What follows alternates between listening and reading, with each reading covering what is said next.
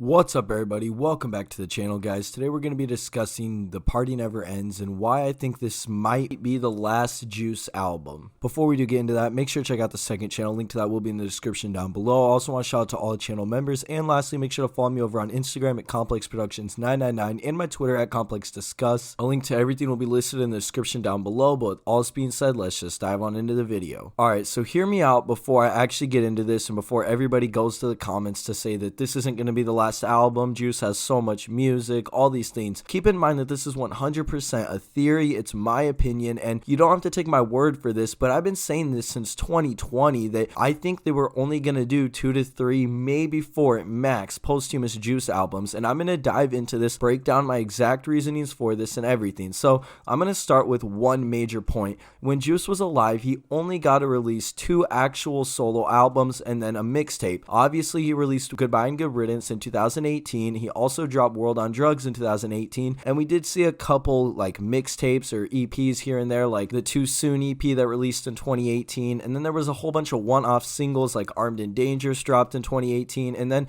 we even saw Juice release Death or Love at the beginning of 2019, and he went on to release other things throughout the year like Bandit, Graduation, tons of other stuff, but Juice only released 2 actual projects himself while he was here. He obviously was working on The Outsiders, which was supposed to release in 2019 as well, but unfortunately we didn't get that project, and it's looking like we're really not gonna get it. I don't really know how we could at this point with just a lot of those songs being released on previous projects and everything. I really don't think we'll ever actually get the true version of Outsiders that Juice was working on, but we've already seen Grade A and Juice's label release Legends Never Die in 2020 and Fighting Demons in 2021, and there's already been a couple one-off singles like Reminds Me of You and the song that they dropped on Juice's birthday, so they've already released as many projects that Juice did when he was alive. Now, I do understand that there is 2,000 Juice songs out there somewhere. Now, I know that some aren't leaked and some are, but for the most part, there's a lot of unheard Juice music out there that's still probably finished and still amazing. And I'm not even saying that I think the label's going to stop releasing Juice music as a whole, but kind of look at it like what happened with X and his situation. We know that Skins and Bad Vibes Forever are the only posthumous X albums, but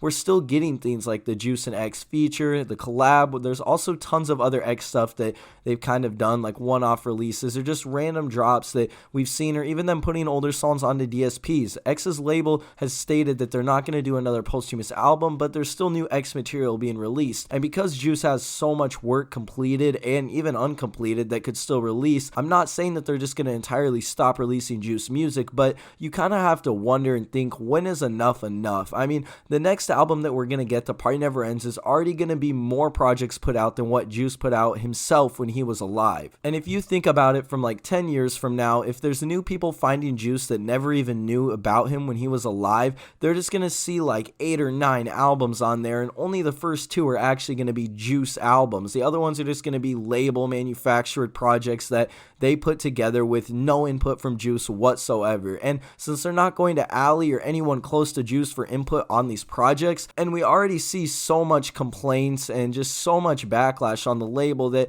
I honestly think that this will be the last project. And I think that in a certain case is pretty good, because I don't think that they need to keep releasing Juice albums and keep dragging it on to a point where we're getting songs that we don't even know if Juice would want out. We're already to that point, and maybe Juice did want everything out too. You could look at it either way, but we don't really know. We've seen examples of Ali giving backlash for the label wanting to release Already Dead because she said that Juice would have never released that song. And while that is true, when there is snippets that are really big in the community and the fan base, I think that some of those do deserve to release. I think that stuff like Biscotti, Already Dead, Wander to LA, even some other stuff like Aquafina, Drive Me Crazy, whether Juice was planning on releasing those or not, I think that since he isn't here anymore and there's such wanted songs in the community, I think we should get stuff like that released. But as for actual Juice projects, I personally think that The Party Never Ends will be the last one. I do think that we might still get Juice mixtapes. Maybe they'll drop stuff on SoundCloud that they couldn't get cleared, and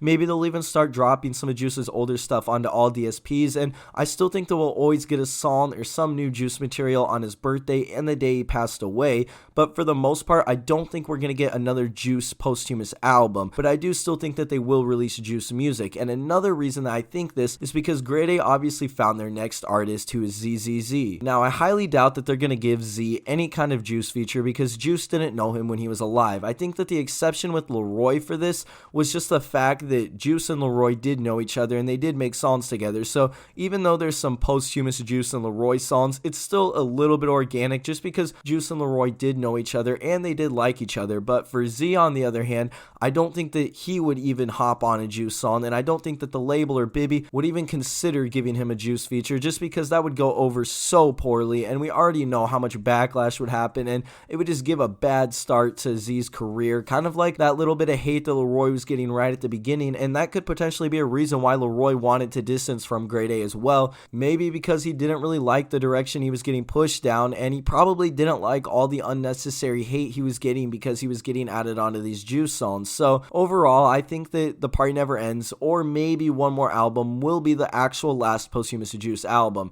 I do still think we are going to get Juice music released, whether it's on SoundCloud or all DSPs, or getting older drops out, or just getting random one-off singles. But as an actual album, I think that The Party Never Ends is going to be it, and Grade A is going to start focusing on artists like Z and maybe some future ones that they find later down the line. Then again, this is just my opinion. Let me know what you guys think. I want to hear in the comments down below. If you guys did enjoy, please make sure to leave a like, comment, and subscribe, and we'll see you in the next video.